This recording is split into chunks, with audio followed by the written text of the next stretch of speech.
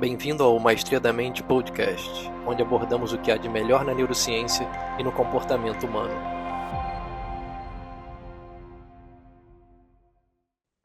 Fala pessoal, tudo bem? Hoje eu estou com o grande Rodrigo Riso, fisioterapeuta, que atualmente mora na Austrália, especialista em hipnose e dor. E aí, Rodrigo, muito obrigado aí por participar do podcast, falar sobre o seu trabalho com fisioterapia e hipnose. Comenta mais a respeito sobre o que você tem feito aí na Austrália para gente. Obrigado, Thiago, pelo convite. É um prazer estar aqui com você nessa conversa. Meu nome é Rodrigo Riso, atualmente eu moro na Austrália, trabalho como pesquisador. Recentemente acabei meu doutorado na área de neurociência e dor. Ah, Trabalho como pesquisador no mesmo departamento que eu fiz o meu doutorado, no Neuroscience Research Australia, Instituto de Neurociência da Austrália, que é vinculado à University of New South Wales, aqui em Sydney. Eu sou fisioterapeuta, me formei, minha graduação foi na área da fisioterapia, aí tive uma ótima experiência logo depois que eu saí da faculdade no manejo da dor crônica dentro de um hospital, de um grupo de dor multidisciplinar em São Paulo. E, e adquiri uma boa experiência na parte clínica da dor. E aí depois eu comecei a me movimentar em direção à pesquisa, ficar mais interessado em pesquisa, como é que eu poderia responder algumas perguntas que eu estava vendo no meu consultório, nos meus atendimentos, e que eu não conseguia encontrar as respostas na literatura. Então eu fiquei pensando, poxa, como é que eu posso responder essas respostas e não esperar com que os pesquisadores respondam essas Uhum. respostas. Então eu comecei a me movimentar, me mover um pouco para essa área da pesquisa.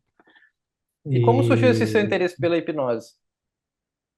é, eu eu acho que eu tive vários eventos, né, ao longo da minha vida que me fizeram direcionar minha atenção para a relação entre o cérebro, o corpo, o cérebro, essa relação entre mente e corpo.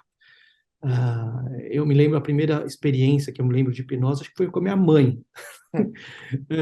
Eu era uma criança muito agitada, tinha dificuldade de ficar sentado na cadeira para estudar. Chegava da escola, tinha que fazer lição, né? Lição de casa. E aí eu ficava 5 minutos sentado e já queria levantar, fazer outra coisa, e tal. E aí eu me lembro, minha mãe, super paciente, tentou milhares de estratégias e parece que uma delas funcionou bem comigo. Ela falava assim, então tá bom, não precisa estudar, não precisa estudar, vai brincar, fica 10 minutos brincando, o que você quiser, corre à vontade, joga a bola. Quando der 10, quando você ouvir esse sinal aqui, ela pôs o despertador, aí você vem aqui para o quarto. E você vem para o quarto e também não vai estudar, mas só vem no quarto que eu vou conversar com você. Eu falei, tá bom. Aí brinquei, me diverti. Aí depois eu ia para o quarto, e a minha falou assim, agora tá bom. Tá agitado? Tá. Tá ainda pouco, pula um pouco mais, tá, brinca um pouco mais, se movimenta. Agora deita na cama um pouco. E aí ela começava a conversar comigo. Ela começava a fazer um escaneamento no corpo, levar minha atenção para as diferentes partes do corpo, como eu sentia o peso delas na cama, minha respiração, à medida que eu respirava, eu me sentia mais e mais confortável. E aí ela fazia isso por 5, 10 minutos máximo, e depois eu levantava, sentava na cadeira, e aí eu conseguia fazer a lição, né? E conseguia ir direto. Então, acho que essa foi a primeira experiência, sem saber que era hipnose, ou utilizando princípios da hipnose, quando eu era pequeno. Mas Mas sua mãe tinha depois, consciência disso, que isso era isso era hipnose? não, ela não tinha consciência nenhuma. Foi Era completamente empírico. natural. É. Foi. Ela tinha, acho que, eu não sei como, viu? Mas, mas ela fazia. E aí, eu várias situações. Eu fazia arte marcial, fazia judô, então eu sempre me interessei por essa relação entre mente e corpo. Mas, enfim, quando eu comecei a atender mesmo pacientes com dor, dor crônica, eu, eu comecei a ficar mais interessado ainda em estratégias que utilizavam a comunicação para ajudar as pessoas com dor. Por dois motivos. Primeiro, porque eu estava lendo a importância do cérebro para a percepção da dor naquele momento. E segundo, porque eu tinha uma vez por semana, eu fazia avaliações gratuitas para as pessoas do hospital e Legal. também da minha clínica particular. Eu conversava com as pessoas viam, tiravam dúvidas, eu avaliava, conversava, perguntava o que estava acontecendo. E aí eu comecei a perceber nessas avaliações que as pessoas elas chegavam com desconfortáveis, com dor, e só nessa conversa, 40 minutos, 30 minutos de conversa, elas diziam se sentir melhor, mais confortáveis. Às vezes com menos dor, intensidade da dor mesmo. Uhum, Aí eu comecei a refletir, eu falei assim, poxa, por que que isso está acontecendo? E na minha cabeça existiam duas hipóteses. Uma hipótese era a flutuação da dor normal, que acontece na vida das pessoas, no dia das pessoas normalmente, porque a dor às vezes não é estável, como a gente uhum, imagina, ela flutua mesmo ao longo do dia, da semana. A outra explicação é alguma coisa está acontecendo nessa relação, ou no cérebro dessa pessoa, que eu estou fazendo, ou que ela está fazendo nessa conversa, e que a gente não está consciente, e que faz a dor diminuir. Então, eu comecei a estudar isso. Comecei a ler tudo quanto é tipo de coisa que, que estudava, que estudava essa relação. E aí eu cheguei na hipnose. E aí me chamou bastante atenção. Comparado com outras intervenções, foi aquela que me chamou mais atenção no momento, naquele momento, e eu comecei a me especializar mais nisso.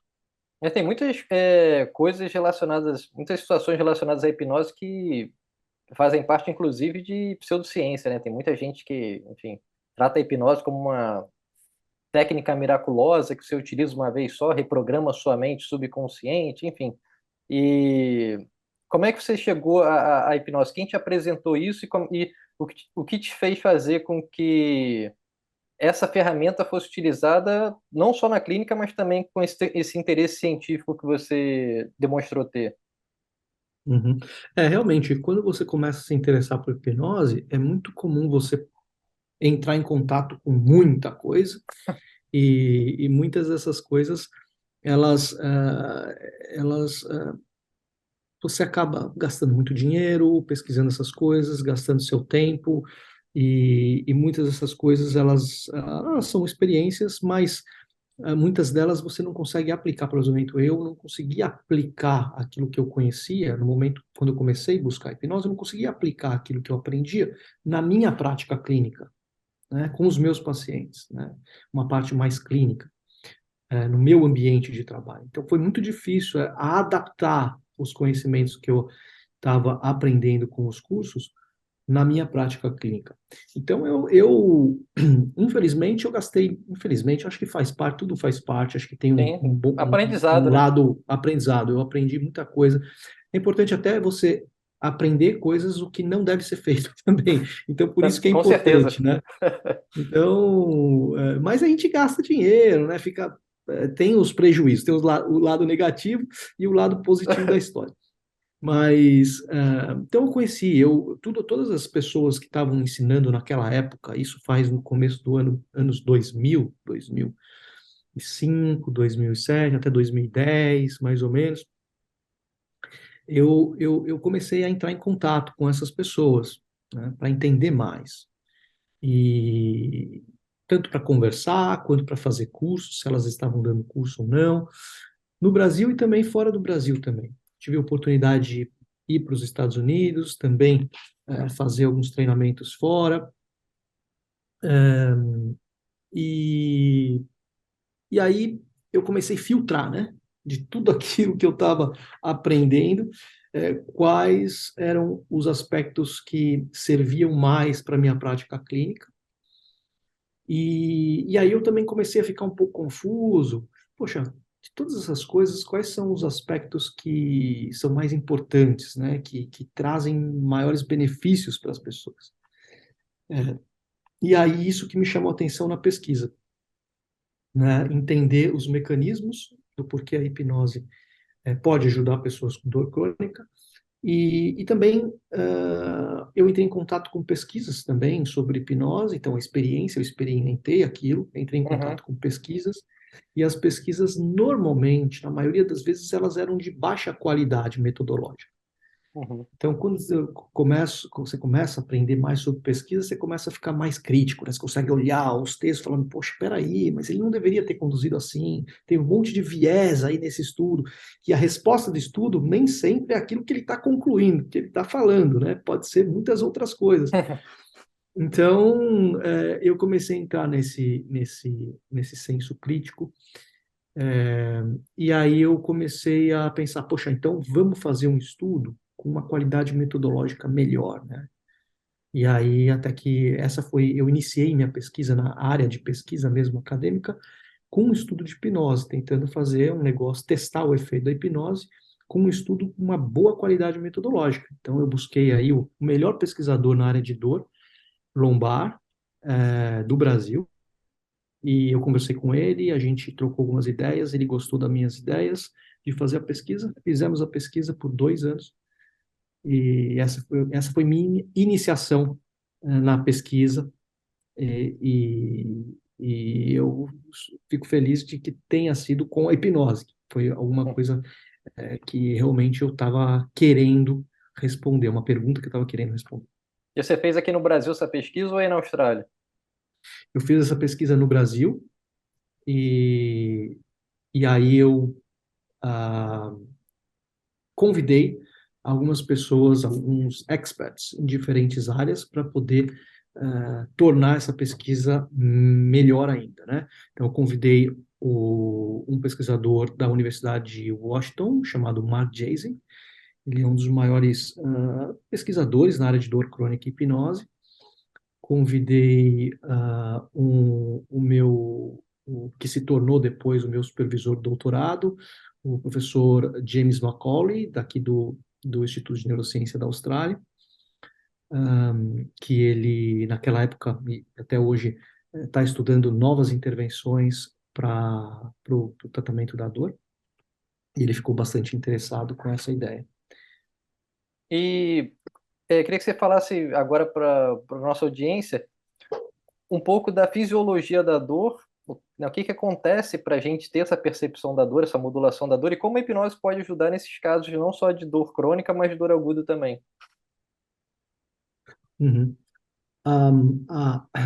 Existem várias definições da dor, tem até uma definição da Associação Internacional de Dor, mas a melhor definição que eu tenho, que eu acho sobre dor, vem de um pesquisador, do professor Lorimer Moseley, que a dor ela é uma resposta dada pelo cérebro quando o cérebro, de alguma forma, entende que existe alguma ameaça em uma parte do corpo. Então, eu acho que essa é uma definição muito simples, mas que centraliza, coloca o cérebro como um protagonista da experiência da dor. E, e abre espaço para diferentes tipos de abordagens que por muito tempo foram desconsideradas ou esquecidas, como, por exemplo, a hipnose, que durante um período do tempo ela foi meio que colocada de lado pela ciência, porque a gente não conseguia explicar muito bem como é que as coisas aconteciam, e também estava misturada Uhum. com misticismo e tal. Pseudociências. É, e, e aí, então, essa é a melhor definição de dor.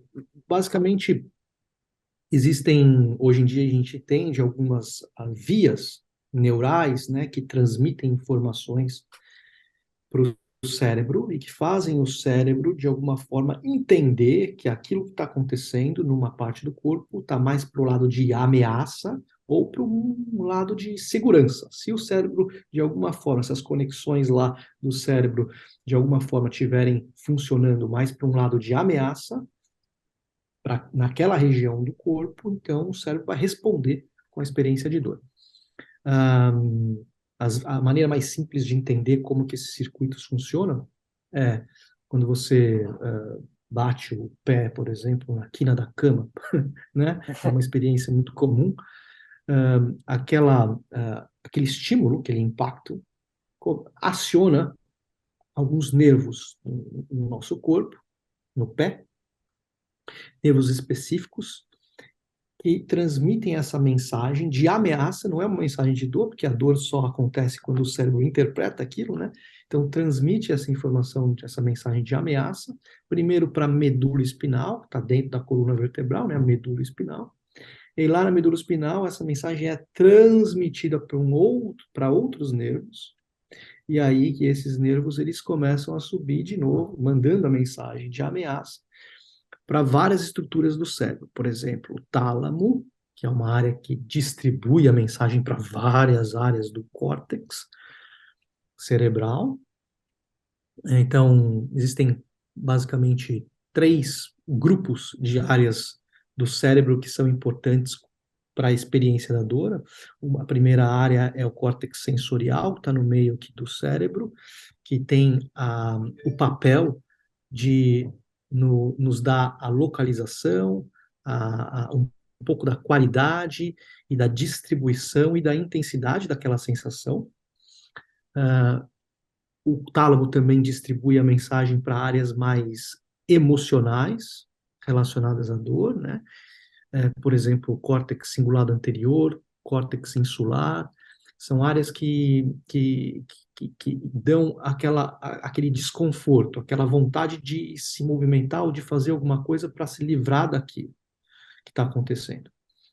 E aí tem a área mais cognitiva, né, que é a área córtex pré-frontal, que é uma área que está relacionada com as nossas memórias, que puxam informações da memória, aquilo que aconteceu no passado. Eu já bati o meu dedinho na quina da cama várias vezes e eu sei que essa dor vai diminuir.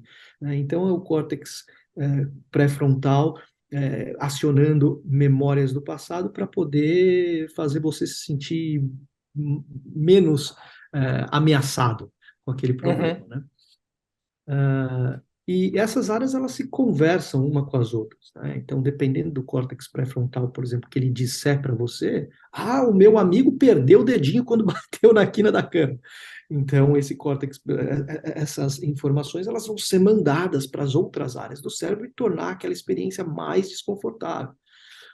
Ou até pode ampliar o tamanho daquela área, né, que você está sentindo a dor. Então, essas áreas elas estão sempre se conectando, conversando entre si.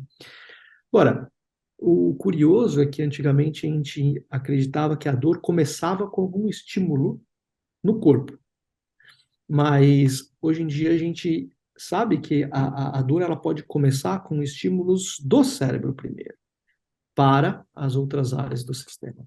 Então, se você espera sentir algum tipo de dor ou ter algum tipo de ameaça, o seu cérebro já está se preparando para quando receber algum estímulo que não é tão forte, mais ou menos, essas áreas que já estão pré-ativadas já começam a ativar de uma forma mais intensa e agrupadas, de forma que você sinta a experiência antecipadamente ou de forma mais intensa. Então, um exemplo disso é se você vai para uma floresta e você já está com medo de ser picado por uma cobra. E aí, quando você senta no tronco da árvore, você senta e sente alguma coisa no seu bumbum. Você levanta e começa a sentir a sua perna doendo, amortecendo, a perna inteira amortecendo. Aí, quando você chega no hospital, porque você foi picado por uma cobra, você descobre que tinha um alfinete na sua calça. Então, esse é um exemplo bem simples, né, comum, que faz a gente entender que as respostas, né, a experiência de dor, ela pode surgir primeiro no cérebro para depois ah, vir de alguma parte do corpo também. Esse processamento top-down, né, que a gente chama top-down e bottom-up, quando aí realmente, de fato, você bate o dedinho no pé da cama, né? Então, está sempre interligado, né? A parte física realmente, né, de bater o dedinho e como essa dor, essa percepção da dor, ela é processada. E a hipnose age de que maneira para a gente conseguir diminuir esse desconforto da dor? Você falou, né, que a Uhum. própria dor tem flutuações. Ela pode aumentar, diminuir ao longo do dia, em determinado período da semana. O que faz com que a hipnose seja uma ferramenta muito eficaz para o gerenciamento de dor. É, de uma forma geral, quando uma pessoa tem dor, tanto uma dor aguda quanto principalmente uma dor crônica, o cérebro fica mais agitado, de uma forma geral, né? Ahm, e a hipnose, ela usa procedimentos que procedimentos e sugestões que acalmam, de uma forma geral, a atividade do cérebro. Então, isso já é uma possibilidade dos motivos pelo qual a hipnose pode ajudar pessoas com dor. Esse acalmar seria diminuir a atividade elétrica do cérebro em relação às ondas, diminuir de beta para alfa ou teta? É, é uma acalmar. Existe essa coisa de você pensar nas ondas do cérebro como Aham. uma atividade global, mas existe também uma outra maneira de pensar que é de diferentes áreas do cérebro que elas estão mais agitadas mesmo, né? Uhum. Então, áreas relacionadas ao desconforto, áreas relacionadas à sensação, áreas relacionadas a, ao processamento cognitivo, interpretação daquilo que está acontecendo. Então, são áreas, né, que estão mais agitadas naquele momento e que não deveriam, não precisariam estar tão agitadas. E quando elas não precisam estar tão agitadas, a hipnose pode ser útil. Pode ser útil para acalmar essas áreas de uma forma geral e diminuir a experiência que a pessoa está sentindo de dor naquele momento, né? O... Agora, isso de uma forma geral. Mas existem sugestões específicas que podem conversar um pouco mais com a área, que parecem, alguns estudos estão mostrando que existem sugestões que conversam um pouco mais com a área da sensação da dor, outras sugestões que tentam conversar com a área mais emocional, e outras sugestões que conversam com mais a área interpretativa da dor. E, e, e essa modulação dessas diferentes áreas através da sugestão, principalmente da sugestão quando é utilizada depois de procedimentos da hipnose, de indução da hipnose, né, que eu costumo chamar o termo, né? Quem estuda a hipnose sabe que o termo seria indução hipnótica, mas nada mais é do que procedimentos que tentam fazer com que o cérebro se torne mais receptivo às sugestões que tentam diminuir, mudar a percepção, a atitude e motivação naquele momento, né? Então, essa é a maneira que normalmente é possível enxergar como a hipnose trabalha ou funciona para diminuir a dor das pessoas, né? Legal. No meu, no meu, uh, no meu doutorado e também nas minhas pesquisas atuais, eu tenho tentado entender. Existem várias maneiras de como você pode entender o mecanismo de como a hipnose melhora a dor, né? Uma delas é você enxergar, utilizar tecnologias para fotografar áreas do cérebro para ver o que acontece no cérebro quando alguém recebe algum tipo de sugestão hipnótica. A outra maneira é você utilizar ensaios clínicos que comparam intervenções, as sugestões hipnóticas com algum outro tipo de intervenção, por exemplo, uma conversa normal com uma pessoa, né? Uhum.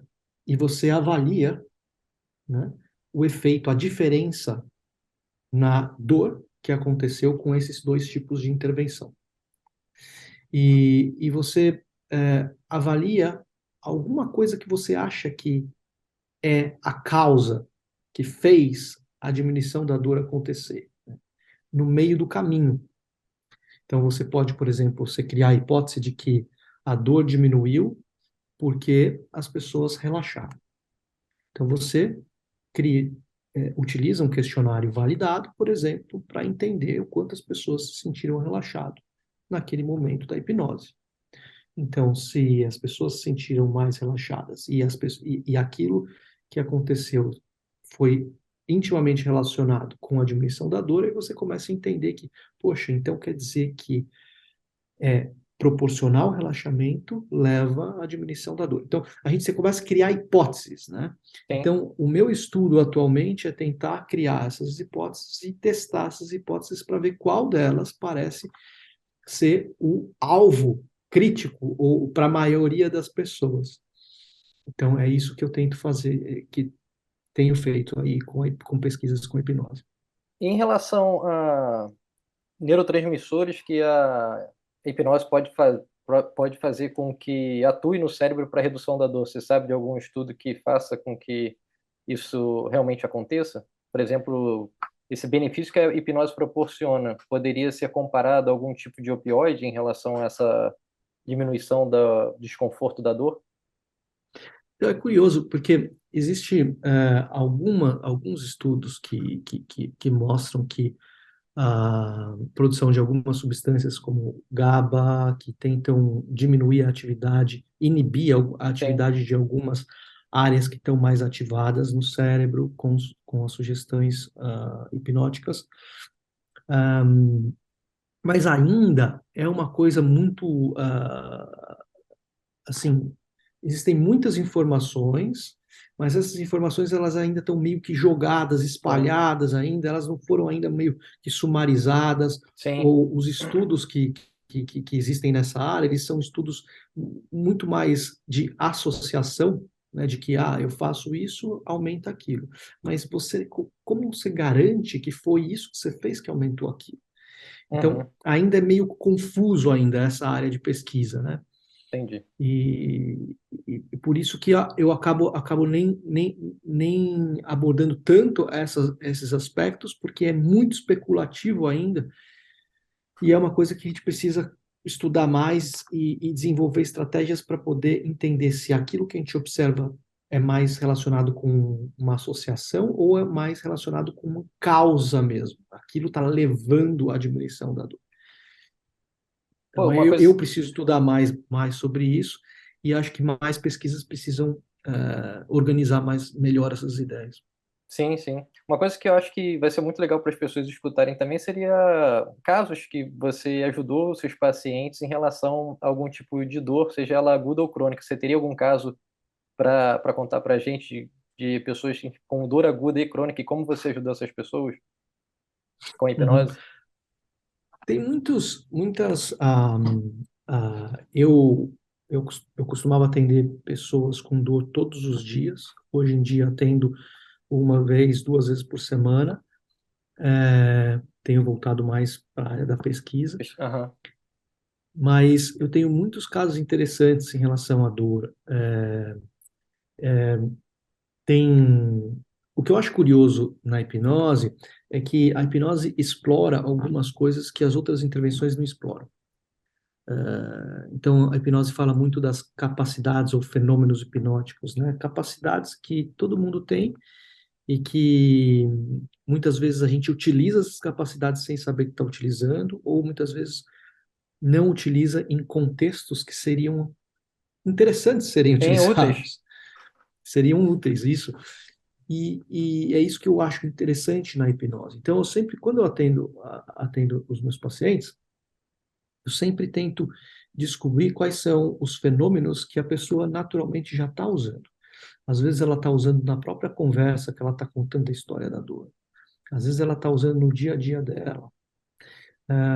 E também fico curioso para entender quais são os fenômenos, as capacidades que podem emergir numa sessão de hipnose. Porque quando você faz uma sessão de hipnose, capacidades espontâneas começam a emergir naquele momento. E a gente deve observar com bastante atenção quais são essas capacidades para direcionar essas capacidades para o contexto que a pessoa precisa, que ela veio buscar. Perfeito. E então assim, eu gosto muito das histórias em que as capacidades elas surgiram de forma espontânea e que eu utilizei as capacidades para ajudar o paciente e não as capacidades que eu disse que ia acontecer. Então, por exemplo, eu lembro atender uma senhora e ela veio com uma dor na perna e aí ela estava disposta a fazer hipnose durante uma sessão. E aí depois da indução, de começar a dar algumas sugestões normais que a gente dá para a pessoa se sentir mais confortável naquele momento, eu perguntei para ela qual era a experiência dela. E ela, com os olhos fechados, ela me disse: Nossa, curioso, eu estou sentindo a sensação mudar de lugar. Estava no pé, ela estava indo mais para a batata da perna, Caramba. né? Então, isso foi curioso. É uma capacidade que a gente tem de alguma forma, mudar a localização daquilo que a gente está percebendo, daquilo que a gente está sentindo, e que surgiu de forma espontânea naquela sessão. Então, a partir da resposta dela, antes eu estava com uma ideia de fazer um tipo de sugestão para uma outra coisa. Mas a partir do momento que ela me disse isso, eu adaptei minha sugestão para poder acompanhar essa capacidade de movimentar a sensação para outras áreas, até que ela poderia se esparramar e se dissolver. Então, assim, são sugestões simples, mas que a ideia central aqui é utilizar a capacidade que está sendo expressa naquele momento. Então, isso é um tipo de exemplo. Qual era a dor que ela É, sentia? Era uma fascite plantar? Era algo no pé? Qual era a dor dela? A origem da dor, a era, causa? é, era uma dor que era uma dor lombar, Ah, não, que não. Na coluna. se referia na coluna, que se referia na perna. Então, Interessante. a ideia era concentrar, diminuir o tamanho da dor, porque existem algumas pesquisas mostrando que o tamanho da dor está relacionado com mais dor, com mais ameaça, né? E aí a gente nunca sabe da resposta que o paciente vai ter, né? Então, alguns pacientes eles conseguem mudar o tamanho da dor, desse tamanho para esse tamanho, outras pessoas conseguem mudar a localização da dor daqui para cá, né? Uma outra área do corpo, ou outra região daquele membro, da perna, por exemplo. Tem pessoas que conseguem mudar de forma substancial e depois que muda de forma substancial até diminuir e desaparecer aquela sensação naquele momento. É, e, e, e isso, a resposta, a gente não sabe exatamente por que algumas pessoas têm maiores respostas ou menos respostas, ou características diferentes. Por que uma pessoa, por exemplo, diminuiu a dor de tamanho, enquanto a outra Não mudou a consegue. localização da dor de uma perna para outra perna? Já aconteceu isso também nos meus atendimentos. Uma pessoa, por exemplo, com uma dor no ombro, e aí a dor, eu comecei a perguntar como que a dor, e aí ela falou que a dor estava se movimentando, e aí eu acompanhei isso e ela mudou de um lugar para o outro, um lugar menos ameaçador. A dor no ombro limitava ela para tudo que ela fazia, né? Mas uma dor, por exemplo, no meio das costas, se concentrando do ombro para o meio das costas, poderia deixar o ombro livre para se movimentar e fazer as atividades. Então é isso que a gente fez. E porque é muito fácil falhar em hipnose, pelo menos na minha experiência, é muito fácil falhar quando você quer eliminar 100% a dor da pessoa, principalmente na área clínica, né? Na parte clínica é muito fácil falhar, porque e isso é um risco que o profissional corre querendo eliminar completamente a dor, porque pode gerar frustração e falsas expectativas, né? Porque nem O sempre a gente paciente fica consegue, decepcionado, né? fica decepcionado, e aí complica as próximas sessões, né? Então, eu acho que é importante deixar claro para o paciente, ficar sempre curioso, curioso para saber como é que, quais vão ser as respostas para aquela sessão de hoje, como isso pode te ajudar ao longo do seu dia, ao longo da sua semana. Então, estimular a curiosidade é uma coisa muito importante é, no trabalho com a hipnose. E já teve algum caso de dor aguda, assim, de algum momento, igual você falou, bati o dedão em algum lugar, ou então até algo mais sério mesmo, algum caso de queimadura, ou algo, enfim, uma fratura que você já conheça, você já tenha feito, ou conheça alguém que já tenha feito o uso da hipnose para fazer com que essa dor fosse diminuída nesse momento de dor? Uhum. Eu tenho várias experiências. A minha experiência maior é com dor crônica, mas eu tenho algumas experiências com dor aguda. É, a criança é muito fácil você perceber a mudança da percepção de dor de forma muito rápida, porque elas têm uma capacidade imaginativa muito grande. Então é muito legal trabalhar com criança, mas também tem que tomar muito cuidado, porque criança tem tanta capacidade que é capaz é, é, de alguma forma, camuflar uma questão importante no corpo. Então, eu sempre costumo, com criança, por exemplo, que tem uma dor aguda, eu sempre respeito a dor, levo para alguém especializado, por exemplo, um médico, mas nesse período ela pode sofrer menos, né? Então você pode utilizar algum tipo de intervenção para diminuir o sofrimento e a dor naquele período. Então, meus filhos, por exemplo, quando eles bateram a perna, tiveram queimaduras, cortaram o rosto, então tem experiências assim, né? Legal. Mas eu acho que uma que eu posso compartilhar é o que eu fiz comigo mesmo. Eu fiz uma cirurgia na boca, eu tinha dois dentes do siso inclusos, né, por baixo da gengiva. E aí eu fiz o raio-x, estava lá dentro, incluso, e aí, para entender um pouco mais de hipnose, para poder testar isso comigo mesmo, fui no dentista, e aí eu disse para ele, olha, eu quero que você retire esse dente do siso com anestesia, e do outro lado eu quero que você retire sem anestesia. E aí eu vou utilizar algumas estratégias de analgesia, usando princípios da hipnose. E aí ele fez a cirurgia, a minha prima, naquele momento, eu pedi para ela filmar, porque eu queria ver as minhas expressões e reações do corpo. Um, e foi muito interessante, porque primeiro eu fiz a cirurgia sem anestesia, né, só com hipnose. Depois eu fiz com anestesia, do outro lado. E aí eu utilizei técnicas, por exemplo, duas estratégias que eu utilizei naquele momento. Eu primeiro eu comecei a primeiro eu comecei a sugerir algumas sugestões, algumas respostas simples que eu tinha que dar para mim mesmo, né? Sugestões, por exemplo, que meu braço ia ficar pesado, inclusive braço pesado é uma sugestão muito que a maioria das pessoas responde bem, então é uma boa sugestão para começar uma sessão de hipnose. Então, braço pesado, ombro pesado, depois as pálpebras pesadas, sugestões simples. E depois eu fui gradualmente sugerindo que a sensação que eu estava sentindo na boca ia começar a ficar mais formigando, adormecida, mais macia, mais boba.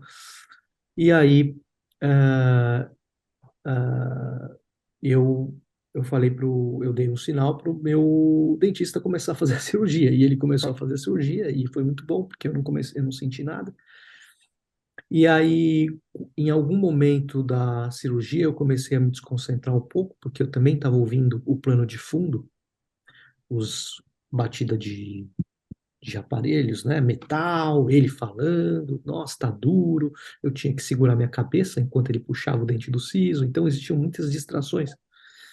Então, eu utilizei uma segunda estratégia, que era utilizar as coisas que eu estava ouvindo para aprofundar ainda mais a minha própria história, a minha própria sugestão. Então, eu comecei a ir para um lugar distante, um lugar com natureza que eu gosto, e eu comecei a utilizar as coisas que ele falava na minha própria história, para reforçar aquilo mais. Então, quando ele disse para mim, nossa, tá muito grande, essa raiz é muito grande, tá muito difícil, a raiz do dente é muito grande. Aí eu comecei a usar isso dentro da minha história. Raiz da árvore, muito grande, que eu estava levando aquela muda para o meu jardim. Então, foi muito curioso e demonstrou para mim que é possível fazer isso por si só quando você aprende a fazer isso, né? Tem, sem dúvida. E em relação a um caso aí de benefício muito grande de redução de dor crônica, por exemplo, e como essa estratégia que você utiliza não só na sua clínica, mas também acredito que você ensine técnicas de auto-hipnose para a pessoa também poder se sugestionar em um momento que ela não esteja com você. Por exemplo, se tiver algum caso de fibromialgia, algum outro tipo de dor crônica, é bem interessante. Uhum.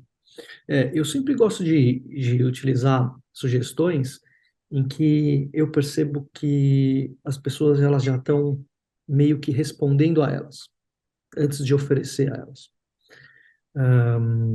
Sugestões, às vezes, padronizadas, elas funcionam. ah, ah, eu, por exemplo, eu conduzi um estudo com 100 pessoas e 50 pessoas receberam hipnose em grupo de 2 a 7 pessoas em grupo. Então, foram sugestões padronizadas, não foram individuais para aquela Uhum, pessoa. E que mesmo assim funcionou, né? Comparado com intervenções eficazes e recomendadas para dor crônica lombar, a hipnose ela foi até um pouco mais superior a essas intervenções que são nesse estudo foram bem comparáveis com sugestões, com intervenções que são recomendadas, né, médicas recomendadas para a dor. E essas intervenções, elas utilizaram técnicas específicas para conversar com diferentes áreas do cérebro. Então, foi curioso, porque depois eu perguntava para as pessoas o que elas estavam sentindo, como é que é, elas sentiram durante a intervenção, e algumas falavam assim, não, eu preferi essa intervenção, eu preferi aquela outra intervenção, eu preferi aquela sugestão. Então, não existia uma única sugestão que era melhor para todo mundo. sim. Talvez exista aquela que, talvez a maioria das pessoas, não todas, mas a Aham. maioria das pessoas talvez prefira um pouco mais. Mas aí precisa estudar, precisa entender quais são elas, né? Mas eu Uhum. gosto muito de pessoas com dor crônica, gosto muito de mostrar que é possível dissociar aquilo que a pessoa sente com aquilo que a pessoa sente em termos de sensação e com aquilo que a pessoa responde em termos de emoção e pensamentos. Então, criar essa dissociação entre sensação e emoção. Então, a pessoa ela pode até continuar sentindo a sensação, mas ela não precisa se incomodar tanto com aquela sensação. E aí você Perfeito. pode utilizar uma série de histórias, sugestões para poder é, é, amplificar ainda mais essa capacidade de separar a sensação da emoção. Então, numa sessão de hipnose, por exemplo, que a gente fazia, era de 15 minutos a 20 minutos no máximo. Então, 15 minutos, 20 minutos, só com esse tipo de sugestão, de diferentes maneiras, e uma delas, quem sabe, para aquelas pessoas serviu mais, e que ela podia, então, ah, aproveitar e curtir e refletir e dar tempo para o sistema utilizar durante aqueles 20 minutos. E continuar sendo utilizado ao longo da vida delas, né? Então, eu gosto muito de sugestões que separam sensação de emoção.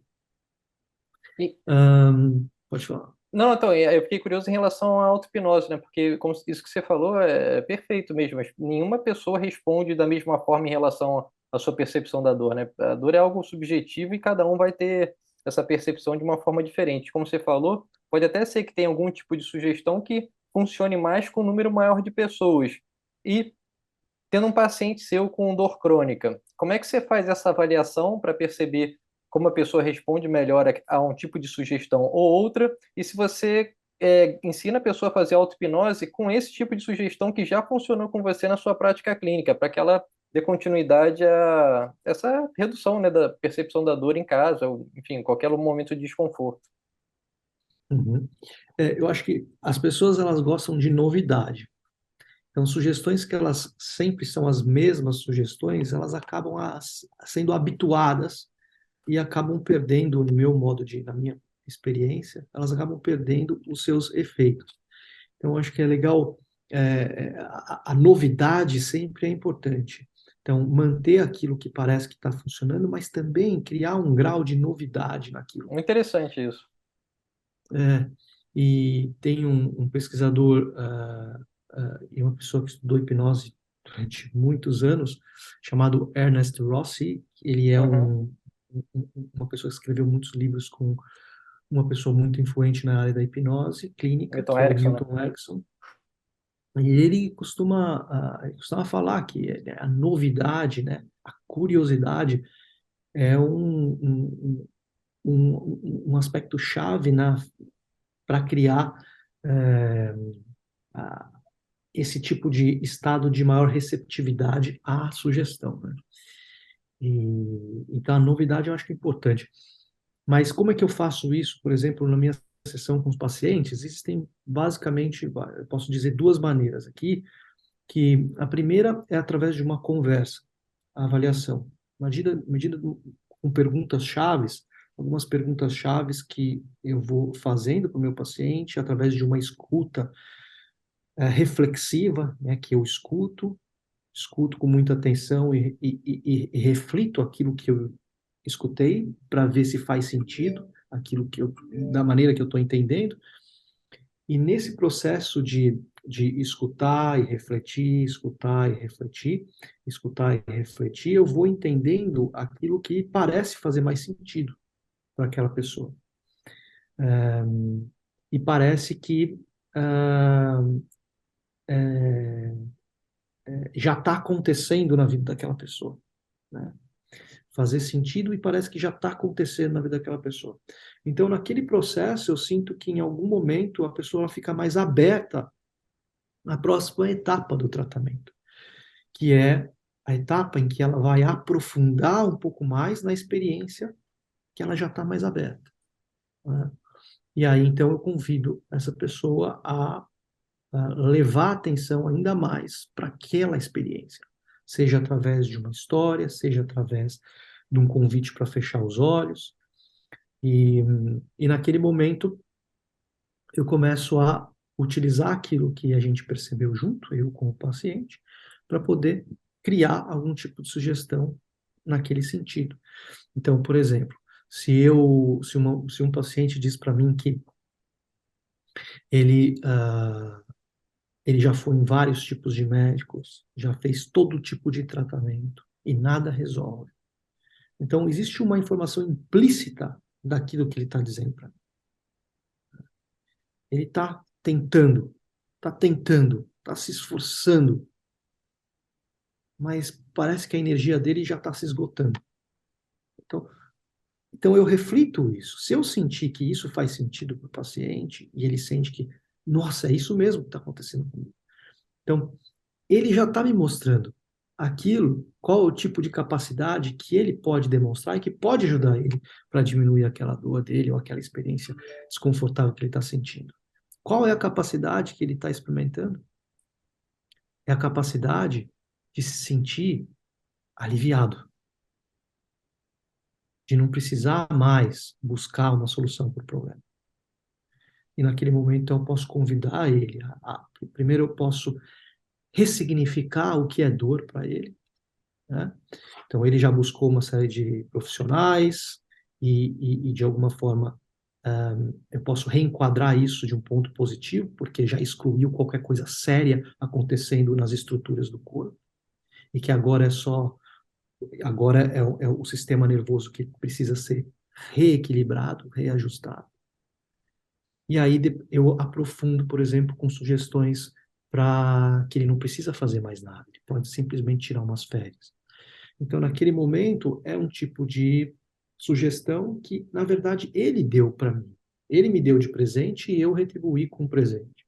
Então, essa relação entre o paciente e o terapeuta ela é muito importante. Às vezes a gente acha que a melhor intervenção vem do profissional, mas, na verdade, quem começa a intervenção é o próprio paciente. Ah,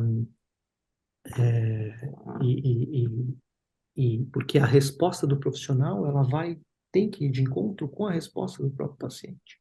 É um negócio um pouco meio que como se fosse uma troca né? Uma troca dinâmica e constante. O clínico tem que ter essa percepção, né, das informações que o paciente dá para você seguir o melhor caminho que você quer alcançar para aquele resultado, seja gerenciar a ansiedade, gerenciar a dor, né? Então, essa percepção que o terapeuta, o clínico, tem que ter realmente muito importante, como você falou, para entender as pistas que o próprio paciente já está te dando para fazer com que ele alcance aquele resultado. Rodrigo, agora para encerrar pô, esse bate-papo incrível, te agradeço pela participação. Queria que você falasse para os seus colegas fisioterapeutas as vantagens de se utilizar a hipnose na fisioterapia. Por que que eles deveriam conhecer mais essa ferramenta e em que ela poderia ajudar eles na prática clínica? Ah, essa é uma boa pergunta. E isso é uma coisa que eu tenho ficado, tenho ficado bem interessado. Até tenho feito uma pesquisa nesse sentido. Ah, ah, o governo da Austrália deu um valor para mim e para algumas pessoas aqui do meu grupo para oferecer um treinamento para profissionais da saúde em três diferentes clínicas de dor de três hospitais da cidade de Sydney, aqui na Austrália. E aí eu dei um treinamento de hipnose para essas pessoas, então tinham fisioterapeutas, tinham basicamente fisioterapeutas e psicólogos, principalmente, e, e, e a gente deu um treinamento, eles nunca tiveram contato com hipnose antes do curso, e e depois desse treinamento, eu entrevistei, não fui eu, né? Para eu não poder, porque eu dei o curso, então um amigo meu, pesquisador, entrevistou essas pessoas para coletar informação do que foi importante no curso, como que eles viam, como que eles usaram isso ao longo do curso, quando eles usaram, quais foram os efeitos, coisas desse tipo. E e eu estou analisando essa pesquisa, vou conseguir te dar detalhes, mais detalhes em breve, mas eu posso te dar uma noção. É, as pessoas, existe ainda uma resistência em utilizar a hipnose como uma ferramenta, hipnose como uma ferramenta do fisioterapeuta. É, existe essa resistência, ela vem muito por conta das concepções equivocadas que muitas pessoas têm sobre hipnose. Existe as pessoas, elas, os fisioterapeutas, elas acham que os pacientes eles não vão receber muito bem esse tipo de intervenção, e na verdade é o oposto. Normalmente os pacientes recebem melhor essa intervenção do que os próprios profissionais. Os profissionais têm mais resistência, os pacientes eles curtem mais. E o fisioterapeuta também ele tem a dificuldade de entender como é que ele vai usar isso dentro do contexto clínico dele, Que porque foi uma realmente eu dificuldade que passei. você passou, né? É isso que eu ia falar, você passou por isso. Exatamente, é difícil mesmo, e eu entendo eles. Eu entendo eles. Eles estão certos, é muito difícil utilizar. Imagina, alguém vem na sua sessão como fisioterapeuta e você vai falar: não, vamos fazer hipnose.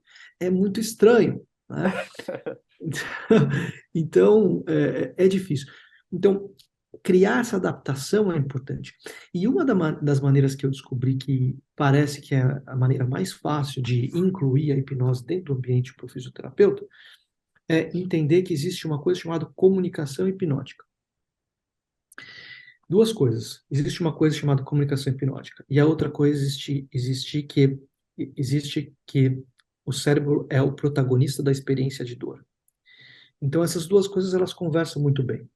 Então a comunicação hipnótica tem alguns efeitos e pode ser complementadas junto com as intervenções que eles já utilizam na prática clínica. Existem várias maneiras diferentes de utilizar essa comunicação hipnótica. Uma delas é conversar com o paciente, como uma conversa normal, fazendo pergunta, ouvindo as respostas, fazendo pergunta, ouvindo respostas. E saber que o fisioterapeuta, de forma consciente ou inconsciente, ele oferece sugestões para os seus pacientes a todo momento. E a comunicação hipnótica, ele tem a oportunidade de entender como que ele pode oferecer essas sugestões de uma maneira que direciona o paciente para aquilo que eu costumo chamar para cidade do bem-estar, né? Ou para diminuição da dor, né? Ou levando esse paciente para fora daquela cidade da dor persistente que o paciente está preso e perdido. E, e isso pode ser feito dessa maneira, de forma bem informal, mas também pode ser feito de uma outra maneira, onde você convida o paciente em algum momento da sessão, durante 5 minutos, durante 10 minutos, a fechar os olhos.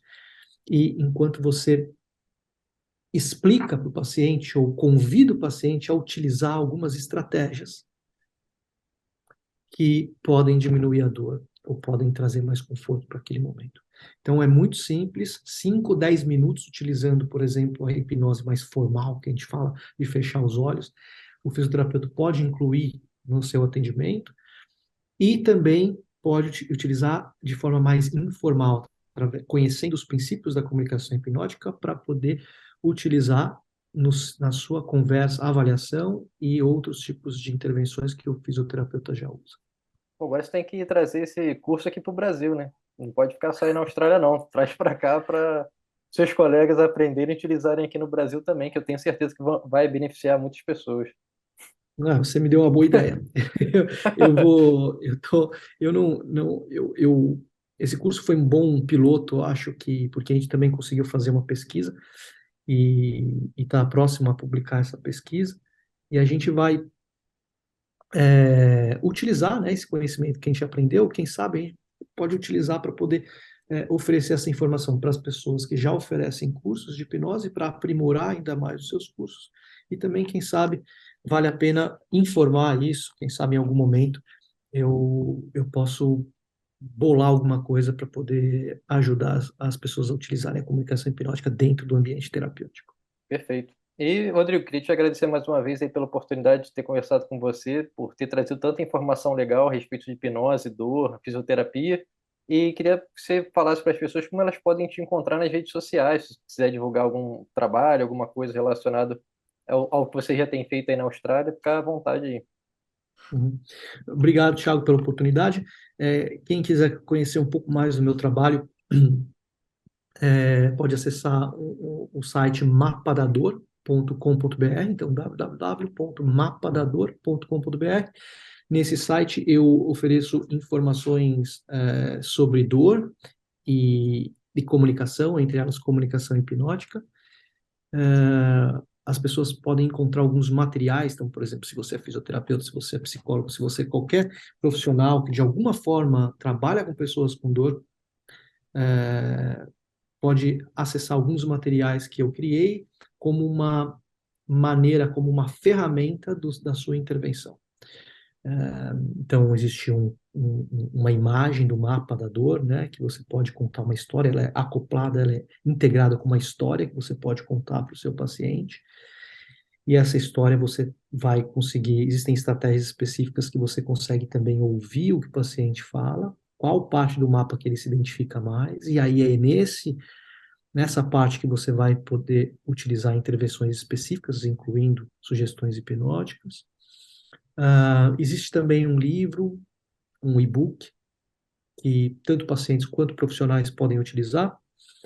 E existe também um livro infantil, que tenta ensinar, que ensina a participação do cérebro na percepção da dor. Muito legal. É infantil, mas até mesmo os adultos conseguem entender. Então, ele é bem, bem legal. Eu adoro aquele livro. É, é, é, é Meu uma mistura xodó. de arte, meu xodó, porque é uma mistura de arte com, Ciência. com ciência, né? E existem tantas aplicações para esses tipos de materiais que tem no mapa da dor e que gradualmente eu vou colocando lá e vou oferecendo ao pessoal informações de como utilizar esses materiais. Obrigadão, Rodrigo. Espero poder falar com você novamente. Mais para frente, aí você me dá outros dados em relação à sua pesquisa, ao seu trabalho, que eu tenho certeza que vai ser muito útil para todo mundo que escutar a respeito disso. Obrigadão. Obrigado, Thiago. Um abraço.